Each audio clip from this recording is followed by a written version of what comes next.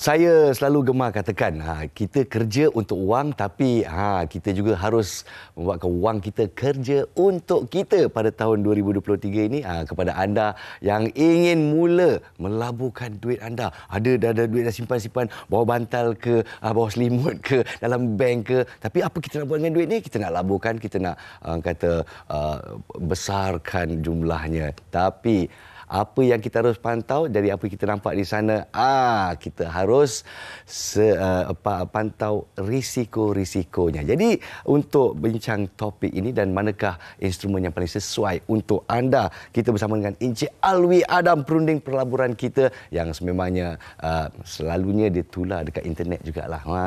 Siapa yang dah biasa dengan pelaburan saham dan sebagainya mesti kenal Encik Alwi Adam. Terima kasih Encik Alwi kerana bersama kita. Sama-sama. Terima kasih juga kerana menjemput. Hey, always a pleasure to have you dekat MHI ya. Okay. Jadi kita dah lihat package kita sebentar tadi dan saya nak bertanyalah, kalau kita nak mula melabur ni untuk newbie di luar sana gitu ya. Apa yang kita harus pertimbangkan dahulu? Duit lah mesti ada lah kan. Terima kasih.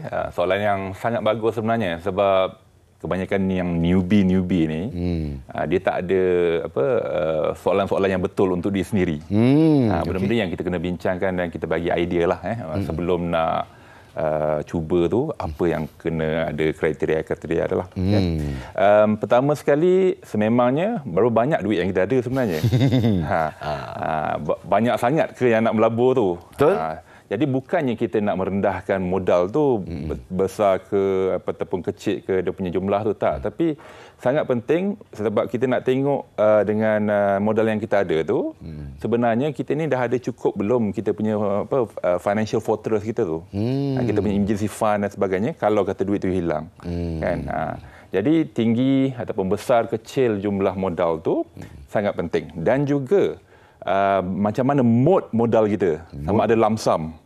Ada duit lump sum sedebuk 100,000. Wow. Ini kalau jumpa dengan advisor sebagai contoh, dia ada banyak cara dia boleh buat. Dia nak uli tepung tu kan, ada dough yang besar tu kan. So dia boleh buat banyak acuan-acuan dia.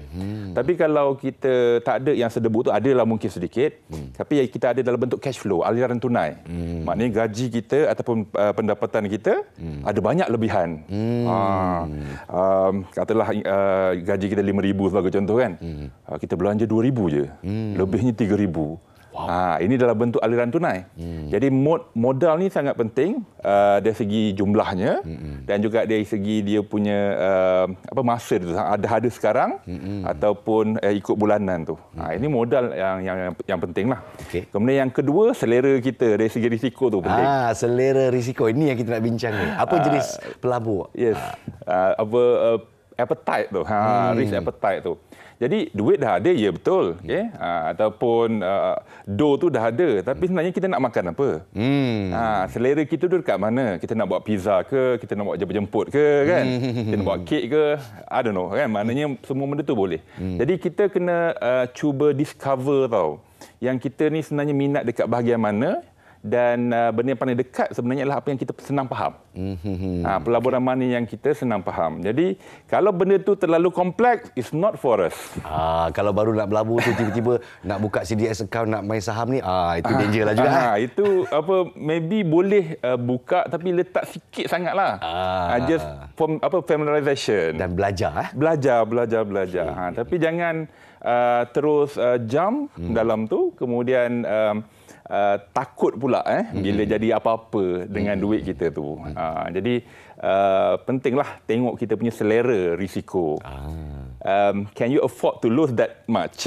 Okey, ini satu yang saya nak bincang. Bila kita melabur ni, kita harus kita harus faham bahawa ada risiko duit kita akan lesap. Okey, ini kata lumrah kehidupan pelaburan ya. Betul. Macam mana pula dengan jangka masa? Okey, jadi bila mana kita ada modal tadi besar ke ataupun sedebuk lump sum dan sebagainya, kemudian risiko kita.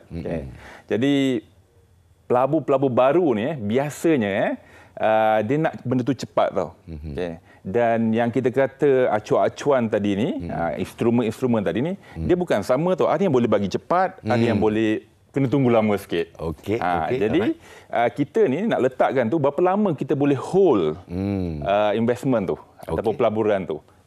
Dan setiap satu pelaburan secara rasminya lah akan dikira melalui untung ataupun pulangan dia secara tahunan. Kalau kita rasional, maknanya minimum kita kena tunggu adalah setahun lah. Jadi benchmark kita biasalah ASB ke, tabung haji ke, even apa-apa dividen daripada koperasi, daripada unit trust dan sebagainya, semuanya menggunakan pulangan tahunan.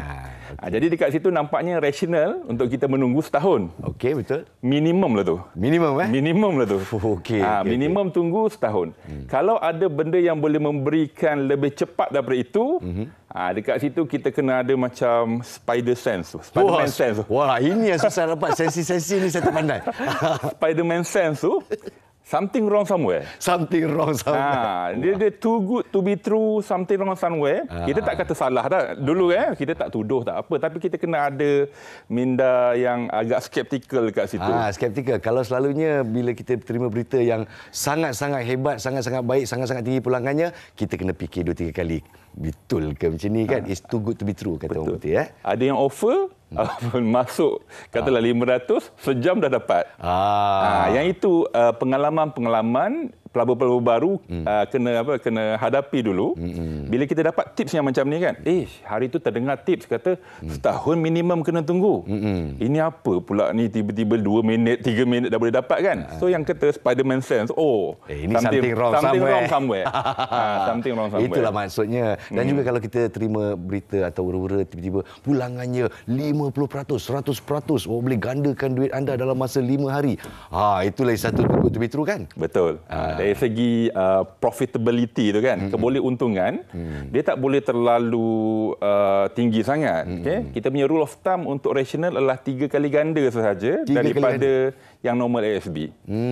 Contoh kalau ASB boleh bagi 4% yang baru ni kan, katalah 5%, kalikan dengan 3, 15%. 15% setahun boleh difahami lagi. Itu kira sangat baiklah. Sangat baik. Boleh sangat difahami baik lagi.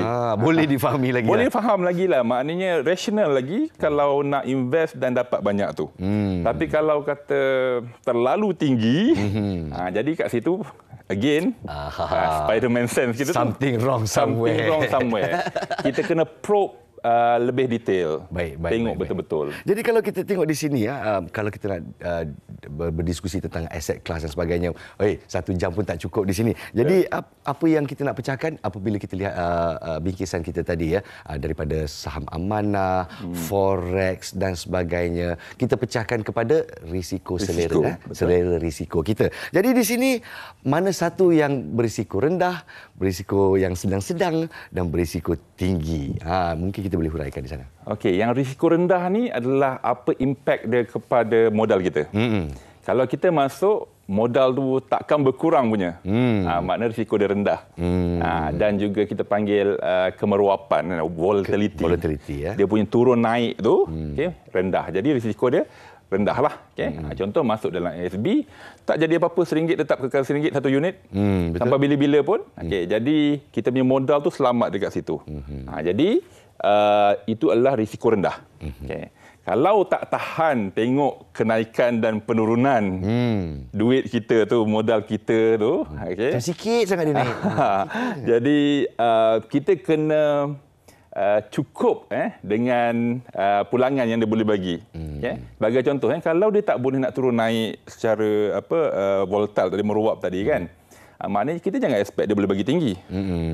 Kalau duit yang kita masuk dalam situ RM1 sampai bila-bila, janganlah kita expect pulangan dia 15%. Ungkur baju di badan sendiri. Dia ada dia punya karakter dia sendiri. Sebenarnya sepanjang pengalaman saya dalam industri ni, kita tidak pernah kekurangan instrumen ataupun tempat pelaburan tu sebenarnya sangat banyak. Tinggal kita je nak apa. Selera kita tadi. Macam kat Malaysia ni kan banyak jalan cari makan kan.